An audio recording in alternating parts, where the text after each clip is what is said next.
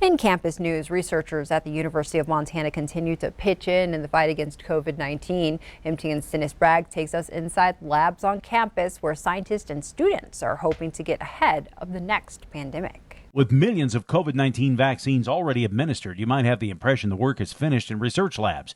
But in fact, the coronavirus and dozens of other medical issues mean University of Montana researchers are busier than ever in the new lab in the Skaggs building. We're in a continuous hiring phase. We've gone from 15 to 45 scientists in about the last 4 years, and we're continuing to grow and add new positions and buy new equipment that's needed for the vaccine research programs as they advance from a preclinical stage to a clinical stage.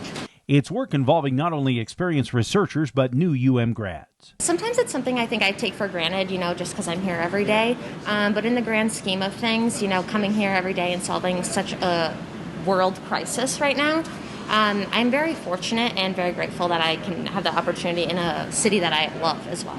It's very exciting, but it's also scary, right? Like, it's this huge problem that not only I get to face at work, but I also have to face that crisis at home.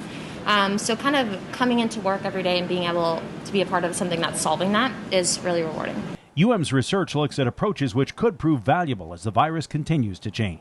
So I think our approach of using immunostimulants with different types of recombinant proteins from the virus still could add a lot of value and be a next generation vaccine that moves us to that next step of maybe lifelong protection.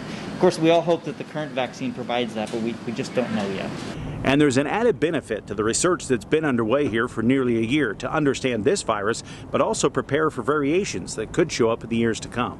It has been a challenge, and this won't be the last, SARS type or COVID type, coronavirus type infection that we see. The next one might be 20 years from now, it might be 5 years from now. We don't know. The same, just like with influenza. When's the next influenza pandemic going to hit?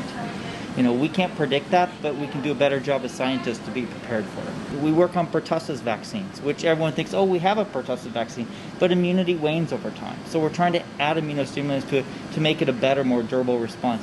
We're doing the same with flu. We're trying to develop a universal flu vaccine so you don't have to get it every year. So what does the next COVID vaccine look like? We don't know today, but what we're learning here at the University of Montana will help educate that next line of vaccines that enters the clinical trials to help solve those problems that we don't even know are there yet. In Missoula, Dennis Bragg, MTN News.